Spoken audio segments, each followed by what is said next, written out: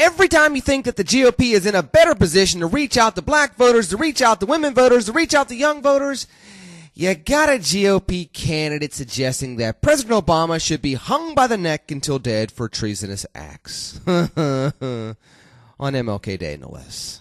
Let's talk about stupid things that GOP candidates can do. Part, 21, 2, 3, 4, 5. You pick. Next on Get Right with Lenny McAllister, starting right now. Get Right with Lenny McAllister. Are you crazy or just plain stupid? Stupid is, stupid does. I guess.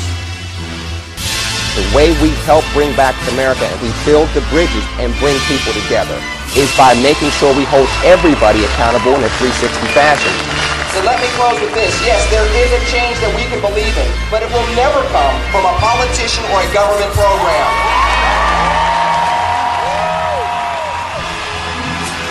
We got to move away from the American Idol soundbite nature of politics and back to the American statesman of humble servant leadership that we used to see in politics. It is time to reel in government. It is time to roll out the era of the new American citizen. If we can continue to get some common sense governing from both sides of the aisle, we can finally get Americans through the recession, not just Wall Street. We need people that can change the crisis that we're seeing, and that's why, as a proud Republican, I go through the jail ministry. I speak to the kids in the streets. So I'm never going to lay down being a Republican or being a conservative, just as much as I'll never lay down being a proud African American. I feel like a black Republican. Money I got. Now I'm going to try my best to be understanding, respectful, and all that jazz as I address this, because this is something that generally chafes me highly when I hear about this. I've had private conversations about this. I've had public conversations about this. I've been in the media about this. I've written about this. So I'm going to try maybe a slightly different approach. Perhaps, I guess it's not completely different because I'm doing it publicly. So anywho, first, Get Right with Lenny McAllister. Thank you once again for joining me. You know the deal. Twitter, Facebook, Twitter, LennyMcAllister. I appreciate those that have started to follow me since the beginning of 2014. Those of you that have been around since we started the podcast, thank you very, very much. Your following and your engagement with me has been rewarding. We'll keep up the good work. I appreciate you doing that. On Facebook, you know the drill. You know where to find me. 2 walls. Same name, LennyMcAllister. Find me there. Love to get your feedback. Now, back to what I was saying. I'm just going to dive into it. I always try my best to be sensitive to other black conservatives, other black Republicans, because it's hard enough as it is to be a black political conservative because you get accused of being, let's just go through the names, sellout, Uncle Tom, no backbone, not really black. Sometimes it's not really a rhino. You're not really a conservative. You're a rhino because you're black, but you believe in the black community, but you're GOP. So nobody claims you. It's a hodgepodge of a lot of different things that you have to go through as a black conservative. So I try my best to be sensitive to this. And there were times that I was not as good as I am now with it. But then you see stuff like this. Joshua Black. And first of all, I know that people are trying to get on him as far as being young, get on him as far as not coming from legacy. That's not my concern. I really don't care. Anybody that's heard me talk knows that I genuinely believe that you can't just have a whole bunch of rich legacy people, rich or legacy. And usually if you're legacy, you're rich. So rich and or legacy people being the only people that run for public office. Because when you get that, you get 9% approval ratings in Congress and 90% incumbency winning elections. You get the same people in general assemblies and on city council making the same types of decisions, and then you wonder why your state or your city or your municipality or your school board ends up looking at an upside down budget. You're always in the red and all this other stuff. So that's something that we've talked about plenty of times. So that's not my concern with him. Black Republican out of Florida. It's on the route. It's traveling throughout social media today. By the way, the day after MLK Day, the day after the MLK Day of Service, you have a black Republican running for the General Assembly in Florida as a GOP candidate, as the only GOP candidate, saying that the African-American president should be not just removed from office for treason, which is far enough. I mean, I'm sick of hearing that. I've heard that since Bush. We literally did impeach Clinton. So it's like, ugh, okay, fine. If you want to say that, though, have your fun. You might as well go look for the birth certificate as well. But that's your prerogative. It's your prerogative. It's a waste of time at this point, but it's your prerogative, Bobby Brown. You can do that, even though his name is Joshua Black. We'll call him Bobby Brown just for that moment right there. With that said, to take it one step further, as a black Republican running for state office, not statewide, but it is a state office, you will go to the General Assembly of the state of Florida if you win in November. For you to be in that position and say that not only should the commander-in-chief be removed from office for treason, but that he should be hung for treason, that he should be executed for treason. I mean, look, we've had this discussion before in America. It's bad enough to talk about going after your president. We had people overseas throw shoes at the last president that we had in office. The president before that was playing with young girls' cigars and almost got himself impeached.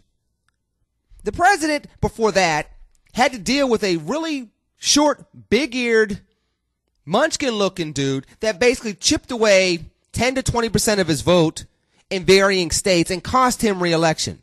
The president before that could not recall an awful lot of things when it came to Iran-Contra. So we're having this diminished view of the presidency as it is. But when you start looking at having the first African-American president in office, and you start talking about hanging people, you don't really want to see your president hung in effigy in the first place. Hung in effigy, for those of you that don't know what effigy is, even though I'm pretty certain most of you all do.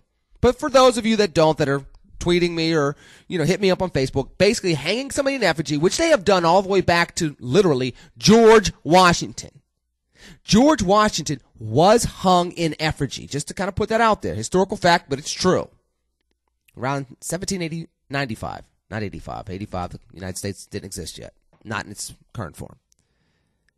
1795, George Washington, first president of the United States, the father of the country, if you will. General Washington was hung in effigy. So every president has gone through some type of ridicule. But when you're talking about the first African-American president, which being hung in effigy means basically taking a doll, a characterization of an individual, of a character, and hanging them in protest. Hanging that doll, hanging that voodoo doll, or whatever you want to call it, to show how angry you are towards that individual. That's bad enough when it's the president of the United States. I don't like a lot of political cartoons. I mean, I understand their purpose, but I'm not a big person that gets into really, really radical political cartoons for the same reason. There's a certain level of respect I think you should treat the person sitting in the office of the presidency of the United States, the leader of the free world. He or she should have the opportunity to be respected even through critique, even through strong rebuke, if you will. But the hanging in effigy, the throwing of shoes, and all that other jazz, I really am not down for. In general, when you have the first African-American president hung in effigy, that bothers me. Because I know that was against the backdrop of pictures being drawn of 43 presidents. You could see their face. The 44th president was a dark picture with a hole, with, two holes in the picture with two big old white eyes sitting there. And that's all you could see in the picture. This was against the backdrop of showing the White House lawn with a whole bunch of watermelons growing on the lawn. This is in the backdrop, and I've seen these things. I've seen these things. I saw this one with President Obama dressed up at Uncle Sam with his head up his butt, standing in front of the White House, labeled "Duh Crib." So I know that when you start talking about hanging the first African-American president in effigy in these times with social media, with all of the social media, what do they call when you have liquid courage? Social media courage. It's the same thing. Everybody has this social media courage. They're willing to go crazy and say absolutely ridiculous things because you can't really pin it down to who it is. You could still be just anonymous enough, even though you can trace you with an IP address if you go crazy.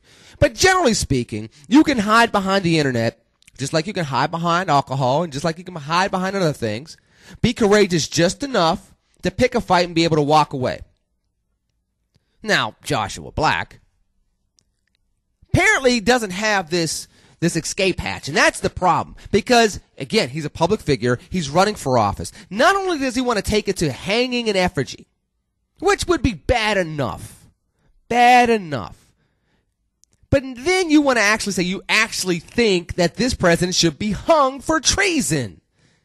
And you put it in a tweet. Twitter, we need Kathy Bates playing Bobby Boucher's mama when it comes to social media. Because every now and then you see these type of tweets and you need to have Kathy Bates' voice in your ear as Mama Boucher saying, "Don't you play with that Twitter, boy. Twitter is the devil."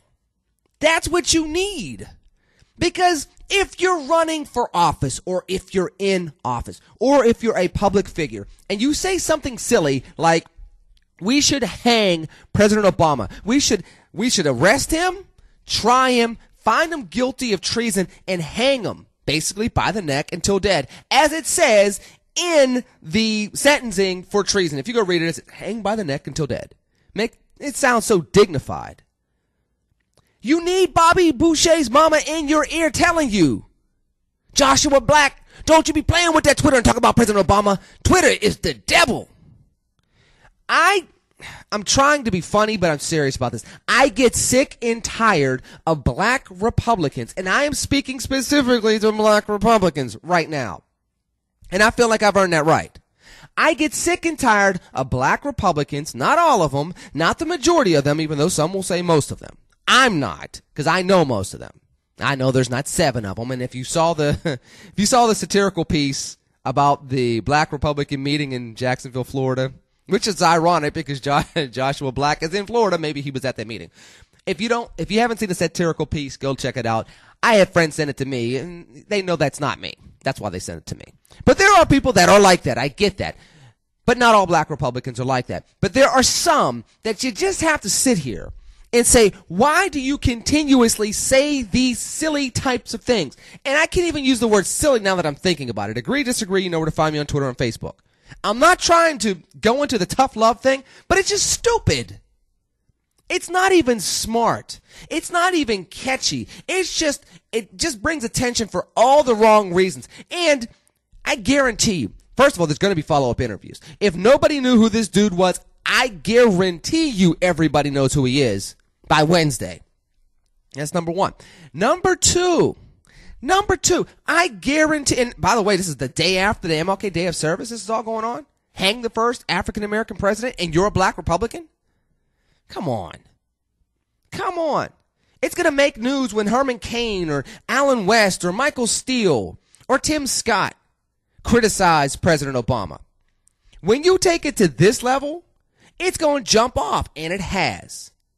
This is the thing I go to other fellow black Republicans. What's the benefit of criticizing President Obama in this form? Number one, this is why it's so silly of a political argument to me, especially if you're a public figure, especially if you're running for office. Number one, the Obama administration has done so many stupid things. It has done so many things that just have not worked out. I mean, shall we count the ways? Obamacare, the economy. Let's go to even stuff that he kept that was his campaign promises. We're going to get out of Iraq. They got out of Iraq because we blotched the negotiation. Because we couldn't get what we needed to get out of the negotiation. And what's going on right now in Fallujah? Guess what? Things are getting rolled back. Gains that we had are getting rolled back. I mean, we could continue to do this on and on and on. DC voucher program. I'm against the Bush tax cuts. Then I'm for them because I'm going to sign them into law when I have a lame duck Congress that still supports me as a Democrat. Then I'm going to be right back against them in 2011. The debt ceiling being downgraded. Taxes going up. The unemployment rate staying high. People jumping out of the workforce. Still being over 4 million jobs in the hole after he inherited this economy 5 years ago. This is not Bush's economy. This is like saying that, I don't know, when jobs are added, that's Reagan's recovery? At some point in time, it's on that president.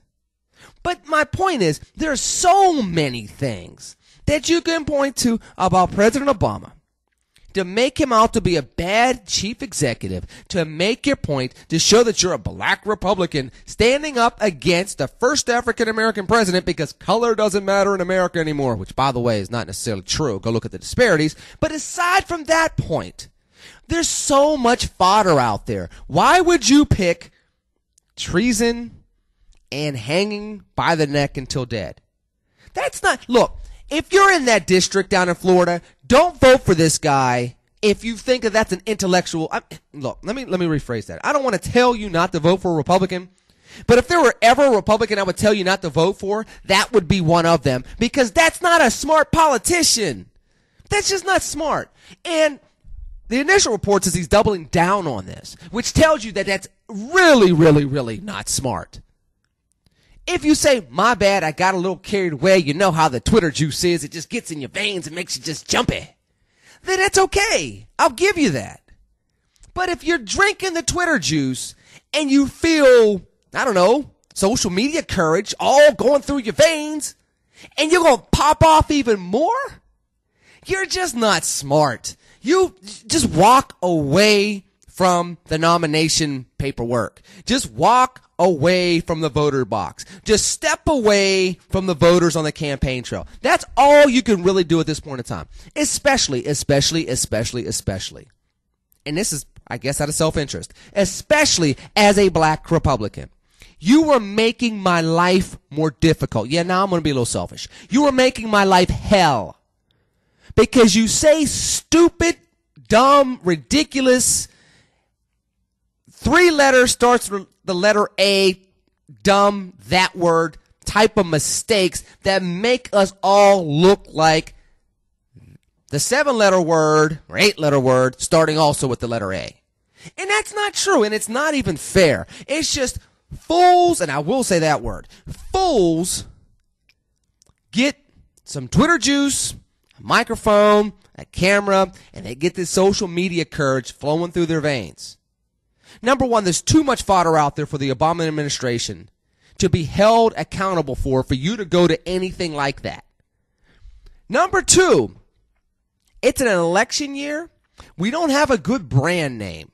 We are known as the party of birthers, and we hate women, and we, the electric fence, and all kind of stuff. We turn on people like Colin Powell because we disagree with them on some issues.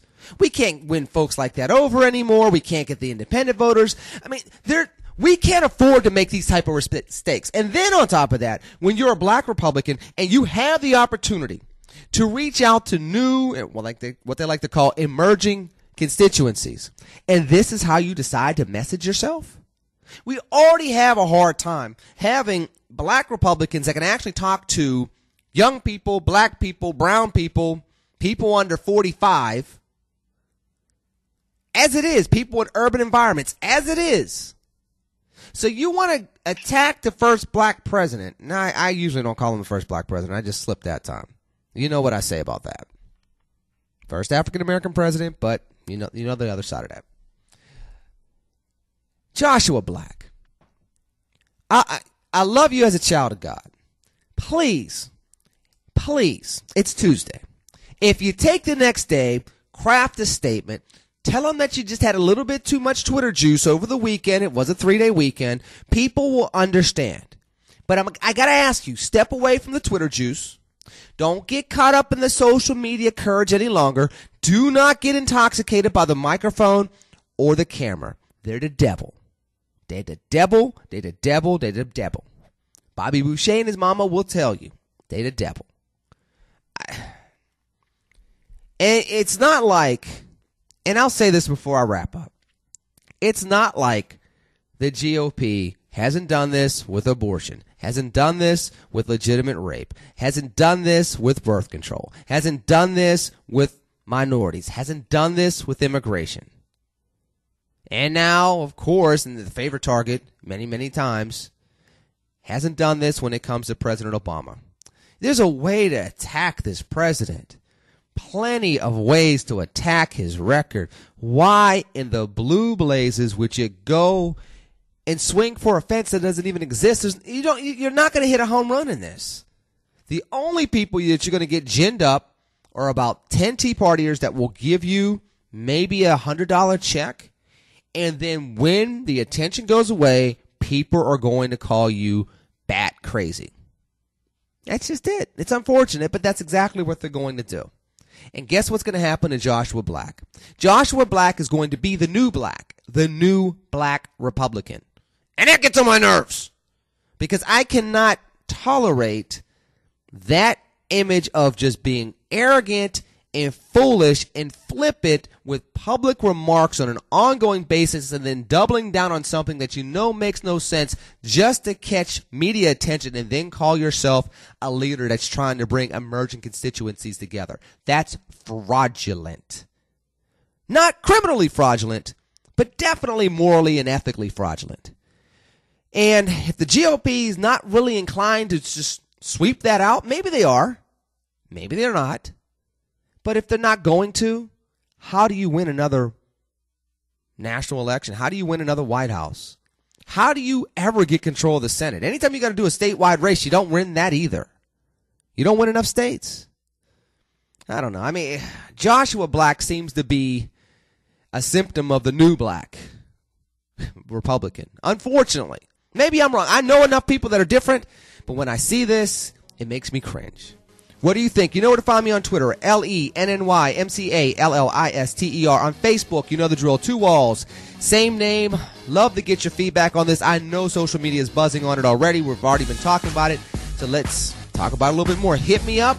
You enjoy your Tuesday. Looking forward to talking to you on Hump Day. Yay, yay. In the meanwhile, you have a wonderful day. I'll talk to you soon. TCNGB, take care and God bless.